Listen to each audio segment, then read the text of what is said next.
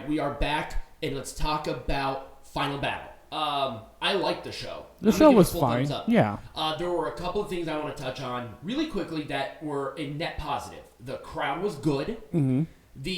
Every single match, I think maybe other than 2 matches, had a pre-recorded package to explain how we got here. Right. So there is an understanding that not everybody who's watching this pay-per-view watches the show. Okay, right. Let's give them a 2-minute video explaining how we got here. Perfect. That's all I need. Right. So, and then it also really moved well. Like there weren't there was not like a big headbutt of slow down of momentum. It flowed really nice. Let's get into the matches. One of the matches that came out of nowhere for the Triple A Mega Champion, Hijo del Vikingo and Black Taurus. A couple of fuck-ups, especially given with Vikingo. He's trying to do everything, but also does nothing. Yep. But they know how to work with each other. Yeah. And it's clear. So it was a fun lucha match. I liked it. It was the 720 senton that Vikingo does. It's crazy. He is so goddamn athletic. And this whole match gets a full thumbs up. Okay. Anything to say? Nope. All right. It was just a match. It was just there. For the Ring of Honor 6-man tag team champions, Mogul Embassy taking on TMDK. Random. Yep. But I liked it. There we go. There was this, like, what do you want me to say here? I kind of wish, if I was going to make this Majestic again, I would, given the same match, have TMDK go in and wrestle on Ring of Honor. Right. Because this whole thing was around because TMDK beat the Gates of Agony in the World Tag League. Right. But that was in Japan. Right. Not here. Right. It's like, okay, why this collection with TMDK? Right. Why not another collection with TMDK? Yeah, well, TMDK probably just happens to be here doing strong stuff, so, I mean, if that's we'll the just case, give them a then random match. Oh, by the way, Peanut Gallery hates the little lightning. Oh, yeah, I hate those little lightning ice thing. They're just stupid and annoying. There's no reason for it. There's, no reason for it. No. But it was the pendulum sit-out powerbomb. I really like that move. For Mogul Embassy to retain. The 6-man tag team champions are dead in the water, but I like the match. Orange Cassidy, thumbs up. Yeah. I quit match. Tony Nese and Ethan Page. Why? I liked it. This was a great match. But why did this match have to happen? They had a video explaining it to you. So I got it. I'm like, okay, Ethan Page wanted to be with Smart Mark and work out with Tony Nese because Tony Nese is a living statue. It's so stupid. But at the very least, there's a story behind it. Yeah, but it's stupid. It is kind of lame. But at the very least, we got to this point, and there was a story that developed. Barely developed. It really did. But I thought that these two had great chemistry. I thought they told a good story in the ring, too. Everything worked with Smart Mark getting out of the handcuffs, with Scorpio Sky coming out and helping Ethan Page. So it looks like we might have a... oh, God. They had a team at some point. I can't remember the name of it. Yeah. But they were a tag team. I almost said SoCal Uncensored, but that was Frankie Kazarian. Yes. But it was the handcuff choke for Tony Nese to say, I quit. Does that mean he's gone from the company? No, it's just an I quit match, not a you're fired match. Oh, all right. Well, whatever. So, but I'm going to give it a full thumbs up. I think maybe a better story than, I wanted to work out with you would have been better, but... Yeah, that sounds like the lamest story idea. That sounds like something that's come straight out of ChatGPT. Yep. Nyla Rose and Vertvixen. Why? Sure. I don't have any idea. It was a legitimate nothing. Beast Bomb for the win. Thumbs down. Fuck you. Because I hate it. This is a pay-per-view. Right. Don't do this on a regular Ring of Honor show. Right. Don't do it on a pay-per-view. Yeah. You know? Something that people pay for. You had 3 matches on the pre-show. Right. Put one of those here, and these girls... Put this on the pre-show. Right. At least that's free. Right. So that would be fine, but whatever. All right. Survival of the Fittest for the vacant Ring of Honor World Television Champion. No eyes. They don't have the lightning eyes. No, you're right. They don't. Look at the difference. It looks so much better. Yeah. It really does. I mean, like the side view thing where they're like facing each other is fine, but don't do the eyes thing. Definitely an improvement. I like this match a lot. Elimination style. It establishes the television division again. Dalton Castle is, I swear to God, the most over person in this entire roster. Why is he not the Ring of Honor World Champion? I will never know. But it was good. I liked it, you know? Who was a mystery person? Mystery person was Brian Keith. Right. It was one of the random guys. He won a match on the pre-show to get this opportunity. Right. But I like this. So it was elimination. It was the Border City stretch for Johnson to be eliminated. Then there was a pop-up flatliner for Dalton Castle to be eliminated. Then it was a Tiger Driver for Moriarty to be eliminated. A tombstone on Brian Keith to be eliminated. And then finally it was the tombstone on Komander for Kyle Fletcher to win this title. Mm-hmm. Okay. I don't hate that decision No, necessarily. especially since Mark Davis is out, I think. Isn't he still out with injury? Yeah, he's still out with an injury, yes. I'm really liking what they're doing with Kyle Fletcher. They're not only keeping him on television, but they put a title on him. Yep. So that's a definite thumbs up. I just like this match. Yeah. I thought it told a good story. It was spotty, but that's what you get with Survival of the Fittest. Yep. Sure. Okay.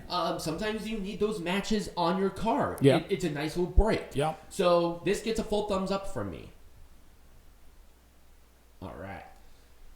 This was a boring, weird match for the Ring of Honor Pure Champion. Yeah, this was the most boring match, I think, on the card. For Pure Rules. Wheeler Yuta taking on Tom Lawlor.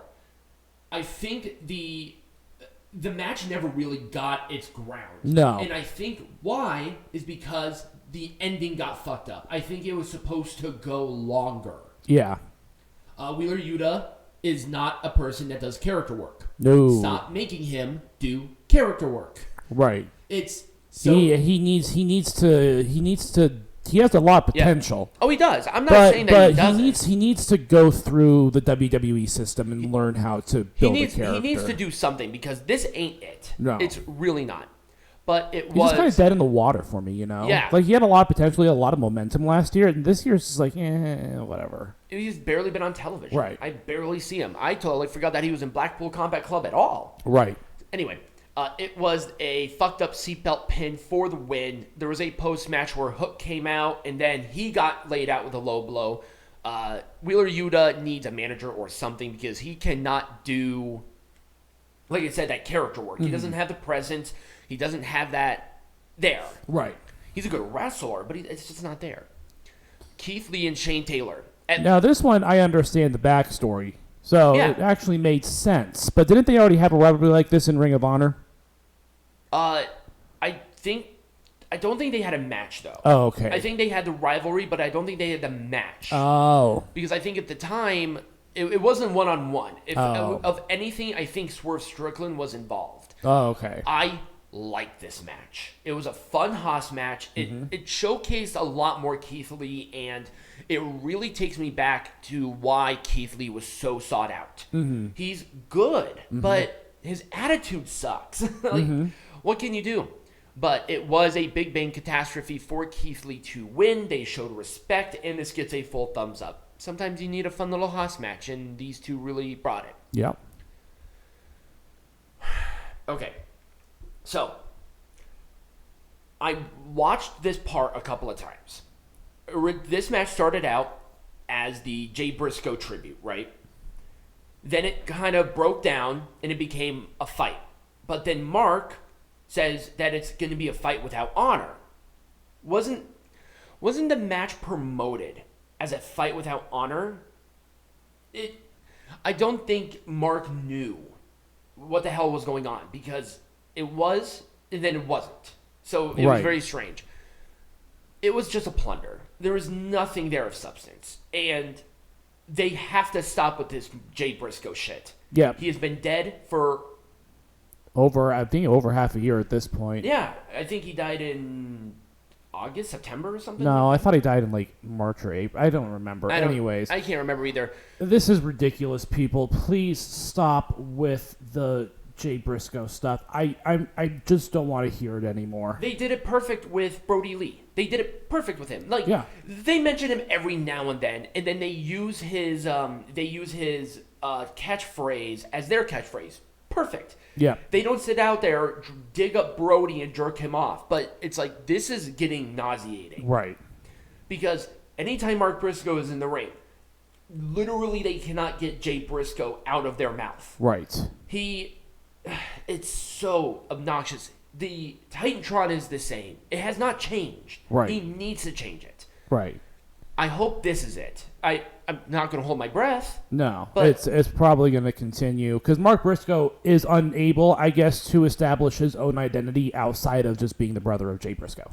No kidding. Yeah.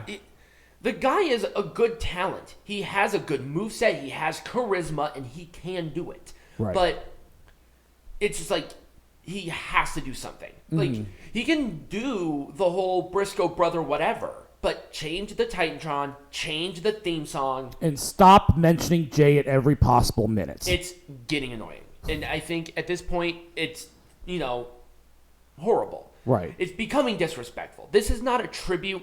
This is your cash cow. And then they're making an action figure. If you want to do an action figure, that would be fine. But Right. this is getting absurd. Right. And that is why this gets a thumbs down and a fuck you. Like, seriously. Right. It's getting absolutely obnoxious. Yeah, it is. This maybe worst match of the year just because of that. Because I feel disrespected, So, anyways, let's move on. yeah, it was a J driller for it was there. God. You get that bad taste in my mouth with another just nothing. Eddie Kingston versus Anthony Henry. Isn't Eddie Kingston the Ring of Honor World Champion? He is literally the Ring of Honor World Champion, and he did not defend the title at the biggest show of the year.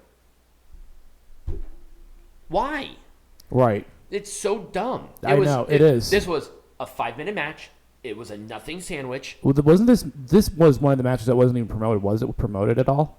I think they made the match an hour before bell time. That's stupid. Yeah. So this gets a thumb. Actually, this gets 2 thumbs down and a double fuck you because I hate this. Stretch Plum for the win. Nobody cares.